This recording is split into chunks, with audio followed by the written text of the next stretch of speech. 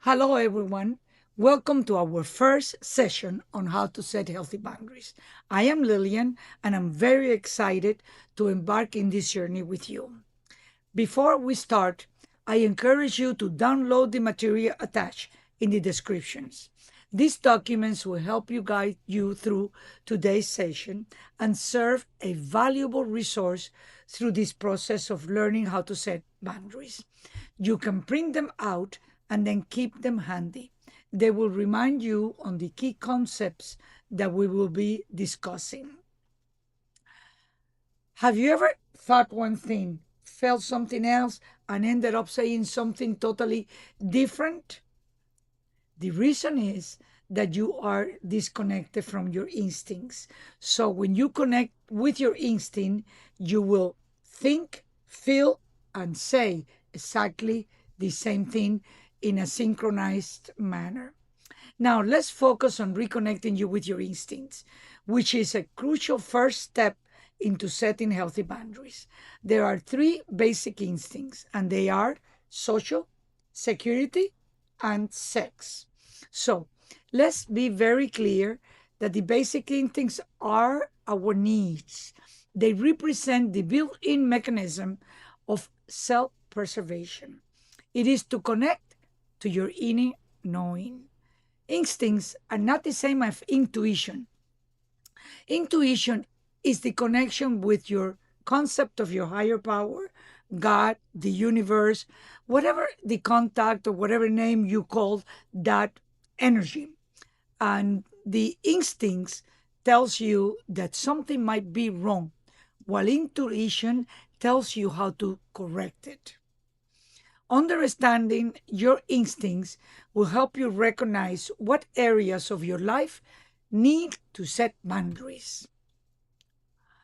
Social instinct is our natural tendency to seek connection, to feel that we belong, to feel that we're accepted, to feel that we're part of society. The social instinct is composed of two parts: self esteem and personal relations. Let's talk about self esteem. Self esteem is composed of self worth, and it has two components: self respect and pride. Self respect is the sense of one's own dignity and value. It's about feeling satisfied with who you are becoming and what you think of yourself. Ask yourself, do I honor my feelings and opinions? Reflecting on this question can help you measure your own self respect. Pride is the pleasure or satisfaction in your work and achievements. It is what you do, what you're doing, and what you are accomplishing. Think of a recent achievement, big or small. What did you do and how did it make you feel? Celebrating these moments is essential to build up your self esteem. In other words, self esteem means feeling content with yourself. Personal relationships is the second part of the social instincts, and it involves interaction with others. This is also composed of two parts: companionship and prestige. Companionship refers as a friendly association, fellowship, to be a friend and to have friends. Feeling satisfied that I have enough friends and that I am accepted, welcome, and that I belong. Let's take a moment and reflect. Think of a friendship. Is that friendship taking energy away from you, or is it making you feel good about yourself? If it's taking energy away from you, it might mean that you need to set a boundary. Are you holding on to someone who does not respect your feelings? It is okay to let some people go, only keeping the ones that contribute positively to your life. Example, you might know a person who does not want to be your friend, while another person wants to be. Yet you might obsess over the one who does not want to be your friend, while ignoring the other one that does. Setting a healthy boundary means letting go of those who do not want your relationship. Prestige relates to a influential status, recognition, and leadership. It is about feeling satisfied that you have enough friends, that you feel useful, important, contributing, valuable, respected, reputable, admirable, and outstanding. In other words, feeling content with your social standings. At this moment, it is important to recognize the difference between our needs and our want. What I just described, the instincts, are your needs, which are essential element in your life. The problem many times arises when we make a want a need, and I will explain that in the future. Let me give you an example. You want a big home, but what you really need from the instinct point of view is a shelter, something that protects you from the elements. Understanding the difference between your needs and your wants is essential to a happy life. Security instinct is your natural drive to seek safety, stability, and protection. It relates to survival and to feel comfortable. Security instinct is composed of two parts, material and emotional. Material, it pertains to the enjoyment of your physical well being, and it has two components, tangible and intangible. Tangible includes food, shelter, clothing, health aids, trading good, which trading good could be money, and personal space. Personal space is where you end and someone else begins. A good example of trading good, which is money, is that someone of you might not think that you have the money to accomplish a particular goal, when in fact, all you need is to use the tool of trading. A scenario could be you might want a massage, but you might not have the money. Talk to your therapist and ask what can you do for them in exchange of the massage. As a matter of fact, before we had money, way back in the old times, people traded goods. And somebody traded a cow for 10 chickens or whatever. And money did not exist. Money came later as a mechanism to make it easier, the trades. So when you understand that money is just a mechanism of trading goods, then sometimes you don't need money to get what you want or need. Intangible are your skills, knowledge and freedom, opportunity and time. Feeling that you have sufficient things to live safely and comfortably. Let's talk about time. Time is a commodity that, when not used correctly, can cost you a lot. Meaning, we cannot bring back time. When it's gone, it's gone. So, value your time because it's precious and the time of others. Have you ever been upset when someone does not show up on time? Of course, because they do not value or respect your time by not being punctual. This might be the right moment to set a healthy boundary. Emotional is the second part of the security instinct. It has to do with communication. It is pertaining to the experience and exchange of feelings and opinions. This has two parts, expression and acceptance. Expression is to make known your opinions and feelings. Feeling able that you can let others know how you feel, express yourself, be close, intimate, and trust. Think about the time when you were unable to express yourself. What were you feeling?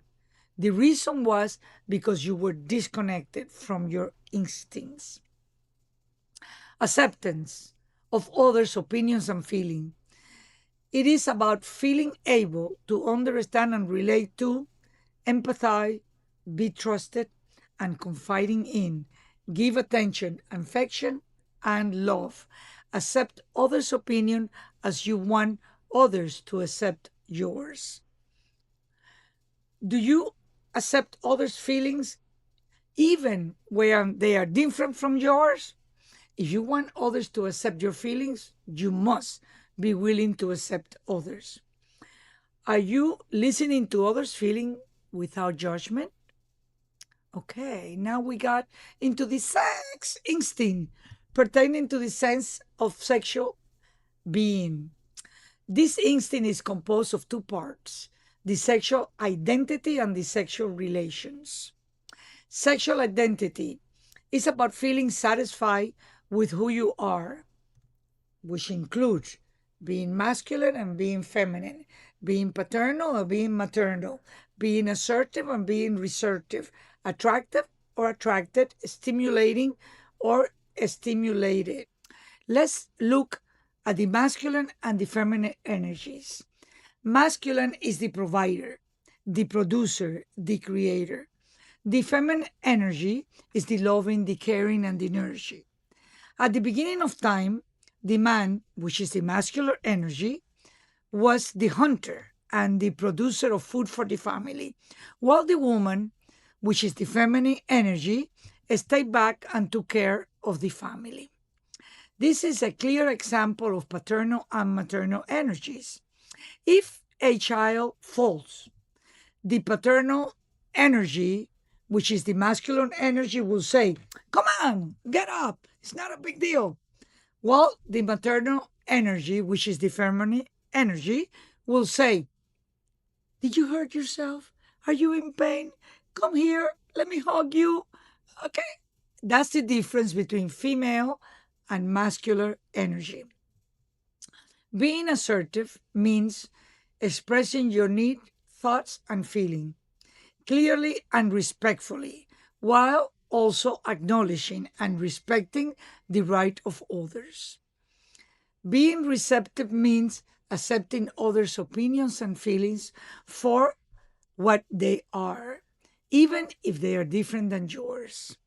Feeling attractive means to be connected to your physical appearance, personality traits, and includes cultural norms. Feeling attracted is to experience and wanting to be close to a person, which can be expressed in different ways: physical, emotional, and intellectually connections. And it does not always have to be sexual. Feeling stimulating is to be exciting, engagement, thought provoking, especially in ways that encourage activities from others. On the other hand, feeling stimulated is to encourage something to grow, to develop, and to become active, to be excited, and to inspire others to take action. Let's reflect on your feeling about your sexuality. Are you comfortable with it? If not, what steps can you take to embrace your sexual identity? Think about it. Sexual relations pertaining to the sexual activity, expressions, and behavior. Feeling or being attractive by dressing up or flirting. Feeling fulfilled with your achievements and climax. Procreating, intercourse, potent, flirting. Feeling content with your sexual experience, behavior, and activity. Remember, we are born with the imprint of the instinct as a survival mechanism. Animals and humans have instincts for self preservation. The difference between animals and humans is that animals follow their instincts while humans have allowed messages to disconnect them from the instincts. This is why reconnecting to your instincts is extremely important. The more that you connect to your instincts, the more that you will know yourself. This will result in having healthy relationships and be able to set healthy boundaries for a better life. Now that we have explored the three basic instincts, I encourage you to download the summary attached below if you have not done so already. These documents will help you guide through the sessions and serve you as a valuable resource through this process. They will remind you of the key concepts we discuss and help you identify with your instincts which ones are affected in a certain moment. It will be a good idea if you carry the printout of the instinct summary with you anywhere you go, so that anytime you feel that your instincts are affected, read it and analyze and reconnect to your true essence. The assignments for this week is to connect to your instincts, notice how they feel and when they are triggered.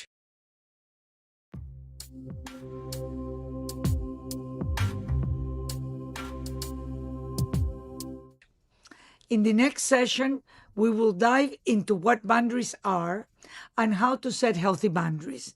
Thank you for joining me today, and I strongly recommend that you visit this video several times until it becomes a natural part of your existence, making you totally connected to your instincts.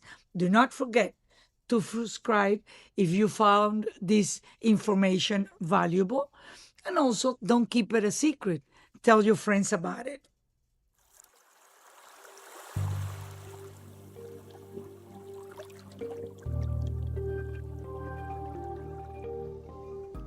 I cannot wait to see you again on the next video.